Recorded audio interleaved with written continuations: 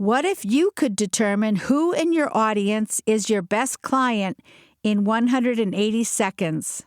Juliet Clark is a dynamic and sought-after speaker and podcaster who has spent the last 20 years helping authors, coaches, speakers, and small businesses all over the world build expert platforms. Corporate companies, startups, and author-speaker incubators worldwide have benefited from Juliet's unique and massively effective method of mastering lead generation and qualification for expert status. Juliet created a platform-building tool that assesses audience obstacles, generates leads, and qualifies leads for businesses.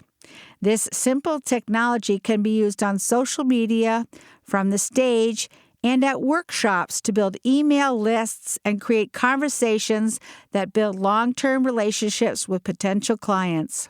Her podcast, Promote, Profit, and Publish, helps entrepreneurs understand how to use great tools in the coaching and small business spaces.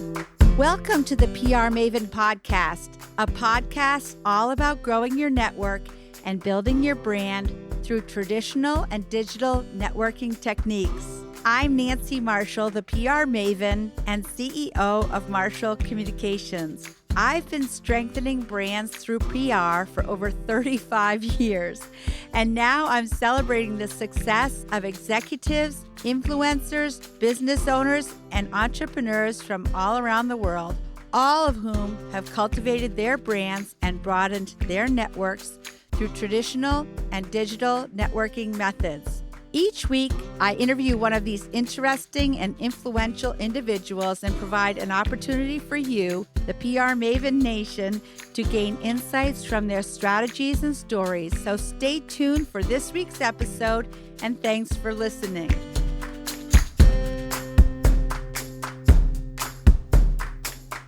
So Juliet, tell us about your career and how you got into it in the first place.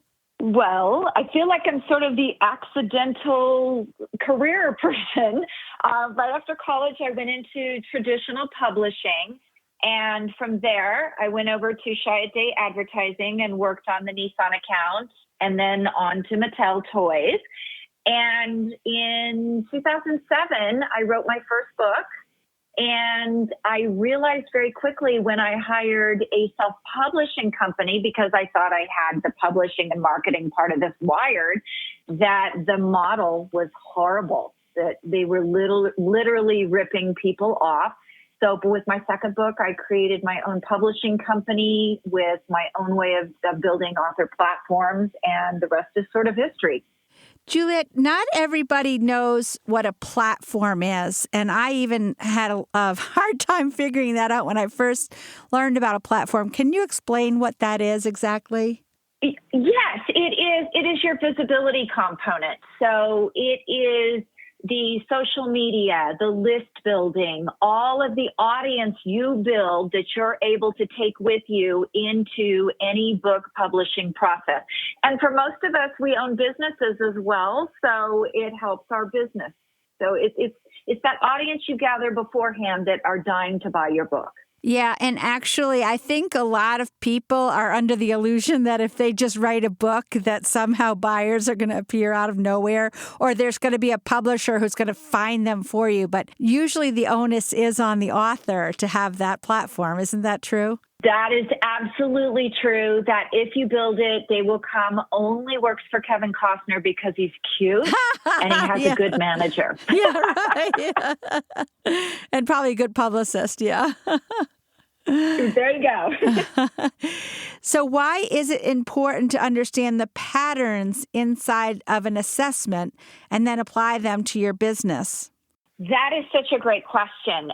When we build platforms, we use a proprietary assessment platform based on the success principles of what you teach. So it's important for a couple of reasons. First of all, many small business owners and people who write books, they don't validate their products before they sell them. And I think that's why most people fail at this, is because they don't really know that what they're putting out in the world is something that people want. It's also important because you can use the patterns inside the quizzes that you send out, the assessments, and you can determine where your pathway is for new products and services based on what people are telling you over and over. So being a student of those patterns that you're seeing inside and those conversations that you're having with people, getting feedback, are really they're illuminating the pathway for you, whether or not this is going to be successful, and the pivots you can make to make it successful if it hasn't been in the past. Well, that's very interesting because you say they can pivot, and I imagine that sometimes the pivot is quite slight but significant. Yes, yeah, I would actually say that because usually for most of the people I work with that are nonfiction authors, they have businesses attached. That feedback and actually finding out through multiple conversations with the people who have taken the assessment and the patterns inside the assessment, they find out something that they didn't know about their audience. They find a hidden need or a hidden emotion sometimes too that they can use in their marketing. So it's really, looking at those patterns and listening. It's almost like a focus group. Well, I told you I was in advertising. That's exactly what it is. It's an online focus group. Yeah, that sounds great. So what was behind the decision to develop a tool like this for entrepreneurs?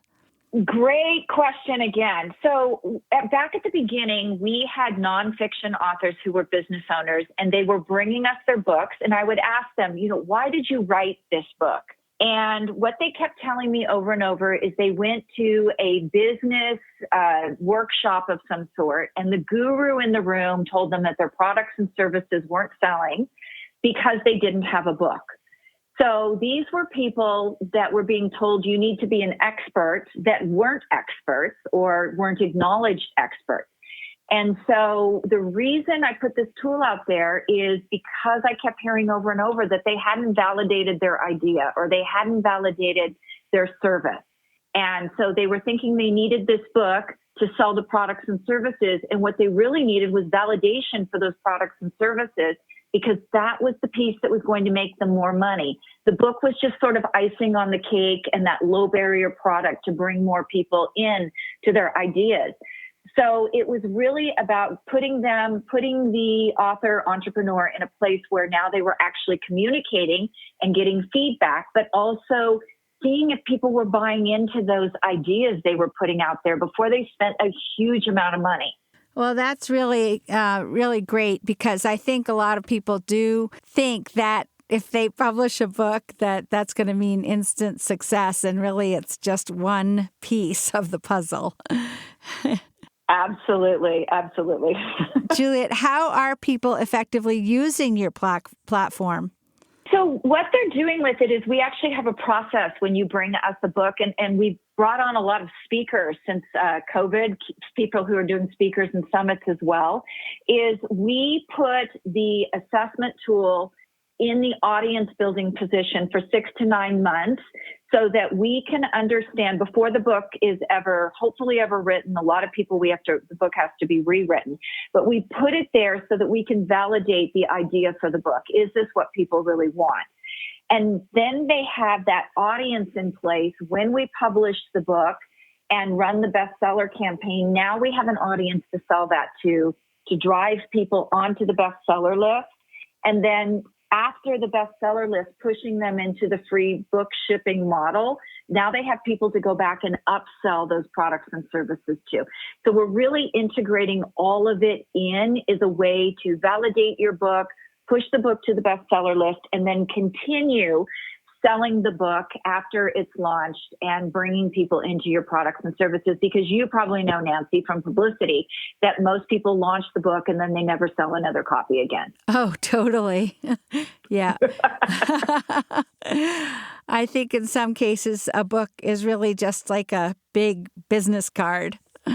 And actually, I think a lot of people would be surprised to know that you can help push their book to the bestseller list. I think people might be under the illusion that just sort of happens on its own because a lot of people just go out and buy the book. So how do you help a book get onto the bestseller list? So we not only leverage that audience that you have built with your quiz platform and getting your content out there and gathering people on social media, but we also put you or, investigate who would be good power partners. Have you built relationships with them? And can you leverage those relationships to get your book out? So give you an example, we have a book launch coming up in the beginning of October, and we've already reached out to 3 partners who our author already had relationships with. They have large lists and they have speaking platforms. So we're going to be having them send out email blasts to their people 2 or 3 days before the book actually goes on market. So it's in pre-sale right now. So we use those relationships both with social media and their lists to leverage those sales. Well, it's interesting to hear you say that you use their relationships, because that helps to reinforce the premise of this podcast, which is the importance of building relationships both online and in person, and constantly adding and growing your network. That is so essential. And I think a lot of people out there, because of social media, have come to believe that a click is a relationship, and it isn't. And that's one of the things that we really emphasize with our authors, because many of them have written this book, but they've tried Facebook advertising or Google advertising. They've spent a lot of money and haven't gotten great results. And it's because they've been hands off and thinking that click will build the audience. What builds that know, like, and trust factor is actually talking to people and getting to know them and finding out, how you can help them. Right, exactly. Being of service. Juliet, can you tell us about the bootstrap to bankruptcy business model of the coaching space?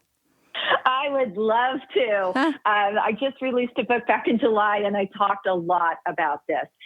So a lot of people in the coaching space, they've lost a job or they have an idea, and they go out and they hire a speaking coach, a presentation coach, a book coach, a course coach.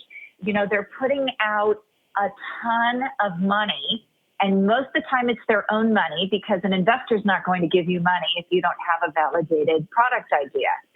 And so they're spending their own money in a very hodgepodge way, and they don't know how to integrate it together themselves. The coaches are working separately, so they're not really integrating all this in for them. And then they get to the point where they realize their idea hasn't been validated. They've spent a whole lot of money on trainings that haven't really brought them an integrated business or clients. And they basically bootstrapped their way into bankruptcy. And now what? Where do I go from here? Because I don't really have a valid business. So they haven't started the business in a way that allows them to have clients and have something to sell right away. And I call that bootstrap to bankruptcy, because we are all inundated when we go to these events with coaches who want to teach us how to do something. And if we don't have a marketing background or, even an idea what our product is, it can be a real disaster. Yeah, well, that sounds like a really good service, because I think people do waste a lot of money because they have been told that a certain thing will work or a certain other thing will work. And really, it's all about putting all of the pieces of the puzzle together. So thank you for sharing that. And we're going to take a short break right now, and we'll be back in just a moment with Juliet Clark, the founder of Superbrand Publishing. Do you want to grow your client or customer base? Perhaps increase brand awareness? Maybe tell your unique story more effectively? Of course you do. But you may be worried that you don't have enough expertise to make that happen. Well, no worries, PR Maven Nation. Let the PR Maven herself, Nancy Marshall, show you how easy it is to get your message across effectively using a powerful yet simple tool, a message map. Nancy's training is often called informative and constructive, well-designed and impactful, with a perfect blend of theory and real-life experience. You will leverage Nancy's expertise to create your own message map when you register for this comprehensive online video training course, which is broken down into 4 easy-to-understand modules. Normally, this course is priced at $147, but for listeners of the PR Maven podcast, that's you, PR Maven Nation, it's only $29 when you enter the code word podcast during enrollment. It even includes a workbook and bonus content to guide you through the process. So go to prmaven.com and click on the Message Map Mastery course to enroll today. Remember, enter the word podcast during enrollment for a special discounted price of $29. Welcome back, and today we're talking with Juliet Clark, founder of Superbrand Publishing, and I want to dive back in with more questions. I was just saying that I think she's so cheerful, and it makes it such a pleasure to talk to her. She's very upbeat. I love that. Thank you. I appreciate that. So, Juliet, what is a customer avatar? So a customer avatar is your ideal client. And it's something that you should be building from an emotional standpoint. So, demographics, psychographics, understanding who they are, what they do, and how you can connect with them. So it's kind of a who, what, where, how, is what I call it. You need to know the emotional things that really zing your client into action.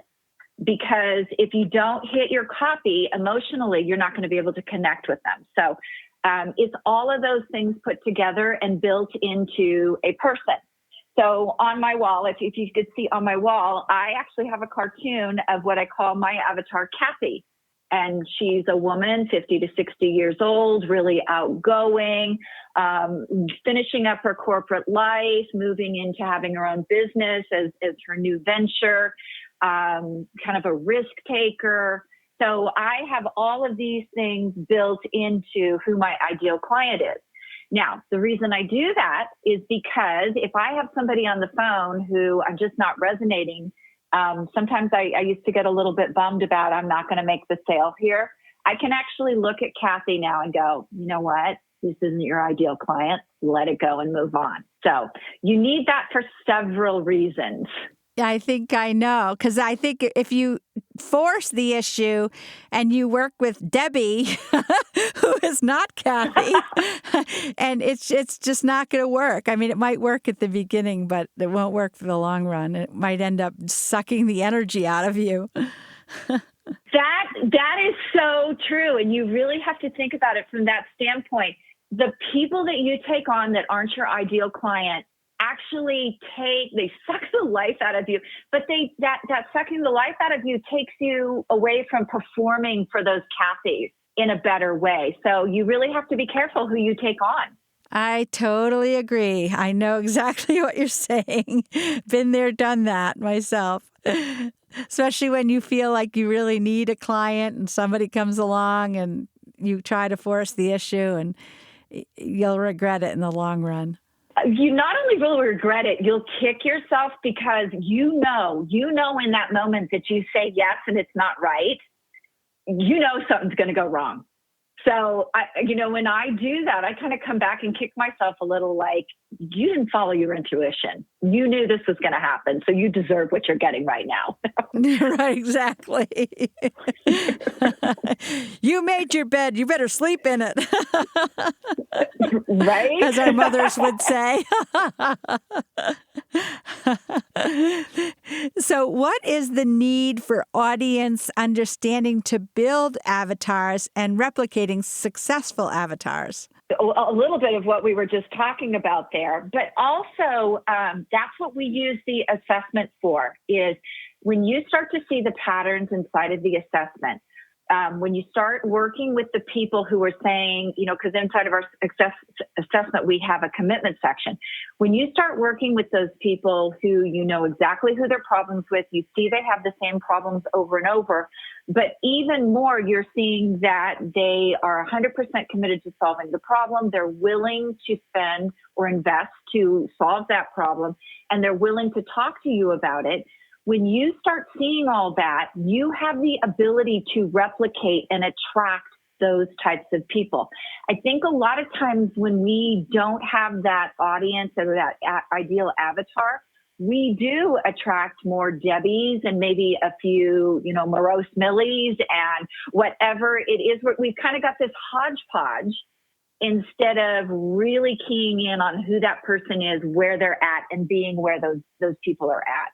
Well, yes. And it's so funny you use the term morose Millies because, I think that part of it too is that you bring a certain energy level to your work. And I think probably that Kathy is an upbeat person with positive energy, and your energy sort of aligns with hers too, wouldn't you say?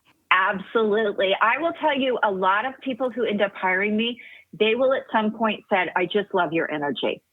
And I love theirs back because they're marrying me. So you're probably absolutely right about that. Yeah, exactly. Well, I have to say I have the same experience with my best clients as well. So we share that.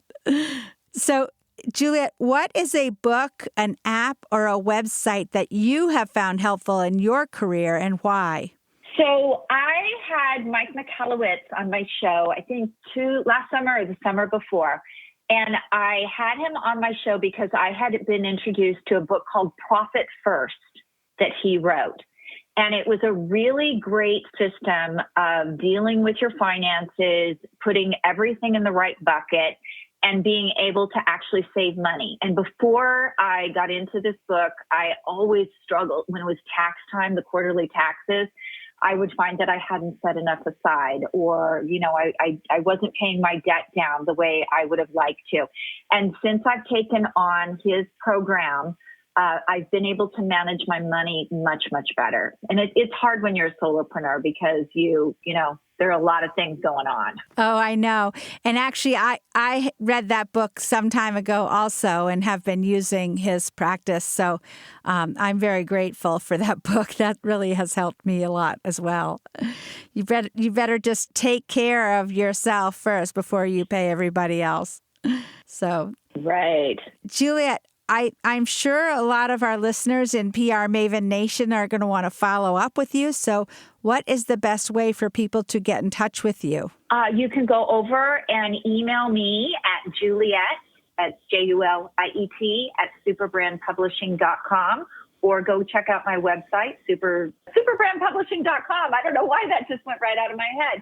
And if you want to try one of our assessments, go over and try www.leadlogicquiz.com. www.leadlogicquiz.com, and that would be a free assessment that people can take? It's a free assessment. Oh, that sounds awesome. Well, Juliet, it has been such a pleasure chatting with you all the way from Sandy, Utah today. And I hope to talk to you again soon. And I want to thank you for joining us on PR Maven Nation today. Thank you so much. It was a joy being here. That's it for this week's episode. I'd like to thank you for listening, and if you feel that you've gotten value out of today's conversation, consider leaving a 5-star review on iTunes or whatever app you're using to tune in. If you haven't subscribed yet, you should do so.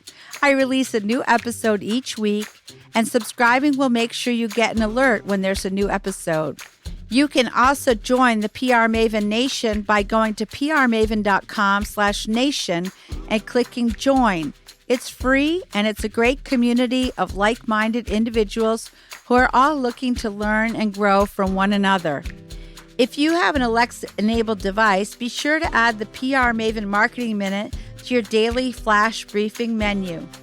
Thanks again for listening, and have a great rest of your week, PR Maven Nation.